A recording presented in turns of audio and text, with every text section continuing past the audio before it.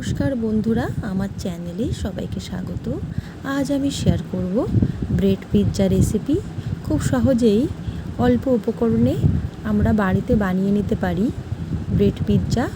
এভাবে বানালে বাচ্চারাও কিন্তু ভীষণ খুশি হবে আর খেতেও খুব ভালোবাসবে। তো প্রথমেই আমি ব্রেডগুলোকে সেঁকে নেব মিডিয়াম ফ্লেমে। তো আমি ব্রেডের সাইডটা কেটে বাদ দিয়ে দিয়েছি, তোমরা চাইলে নাও বাদ দিতে পারো। যেহেতু আমার ছেলে খেতে পছন্দ করে না, তাই আমি সাইডটা বাদ দিয়েছি। এবারে মিডিয়াম ফ্লেমে আমি এপিট ওপিট উল্টে ব্রেডগুলোকে ভালো করে সেঁকে নিচ্ছি।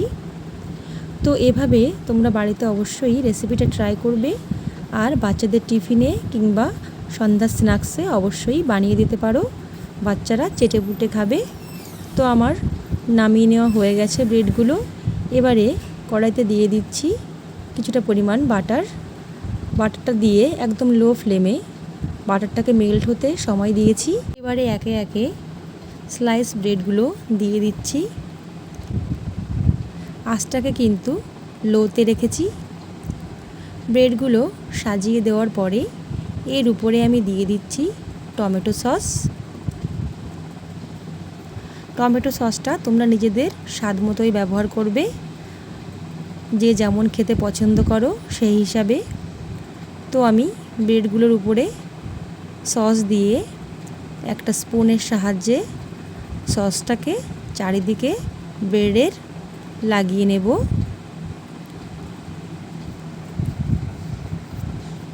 চারিদিকে আমি ছড়িয়ে লাগিয়ে নিচ্ছি। সমস্ত ব্রেডগুলো লাগিয়ে নেওয়া হয়ে গেলে এর উপরে দিয়ে দেব গ্রেট করে রাখা চিজ। তো আমি চিজগুলোকে আগে গ্রেট করে নিয়েছিলাম যাতে চিজগুলো দিতে সুবিধা হয়। তো গ্রেট করা চিজগুলো সুন্দর করে আমি সাজিয়ে দিচ্ছি। আঁচটাকে কিন্তু লোতেই রেখেছি। চিজগুলো দেওয়ার পরে আমি দিয়ে দেব কিছু ভেজিটেবলস। আমি একটা টমেটো স্লাইস করে কেটে নিয়েছি আর ছোট ছোট টুকরো করে ক্যাপসিকাম কেটে নিয়েছি। এবার স্লাইস করা টমেটোর টুকরোগুলো সুন্দর করে সাজিয়ে দিচ্ছি।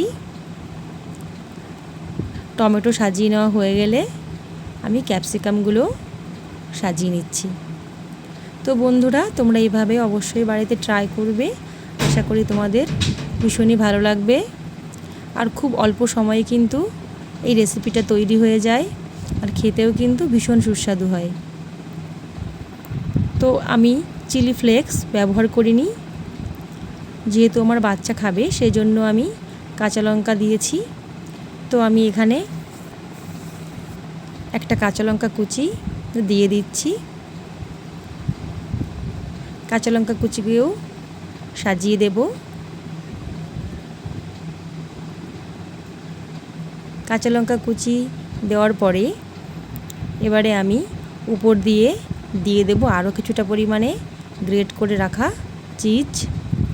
তোমরা গোলমরিচ গুঁড়োও ব্যবহার করতে পারো, তাতে কোনো অসুবিধা নেই। এবারে আমি ঢাকা চাপা দিয়ে 5 মিনিট হতে দেব লো ফ্লেমে, যাতে সবজিগুলো খুব সুন্দর সেদ্ধ হয়ে যায়। ফিরে আসছি 5 মিনিট পর। সবজিগুলো খুব সুন্দরভাবে সেদ্ধ হয়ে গেছে।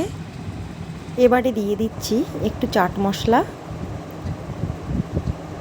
তো বন্ধুরা, রেসিপিটা কেমন লাগলো কমেন্ট করে জানাবে। ভালো লাগলে লাইক কমেন্ট শেয়ার করার অনুরোধ রইল। আর আমার চ্যানেলে নতুন বন্ধু হলে চ্যানেলটা সাবস্ক্রাইব করে আমার পাশে থেকো। সকলে খুব ভালো থেকো, সুস্থ থেকো।